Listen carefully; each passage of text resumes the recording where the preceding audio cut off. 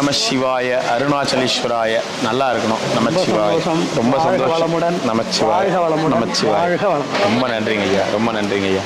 குழந்தைங்களாம் ரொம்ப நல்லா இருப்பாங்க. நன்றி நன்றி நன்றி. நமச்சிவாய. எல்லாரும் நல்லா இருக்கணும்.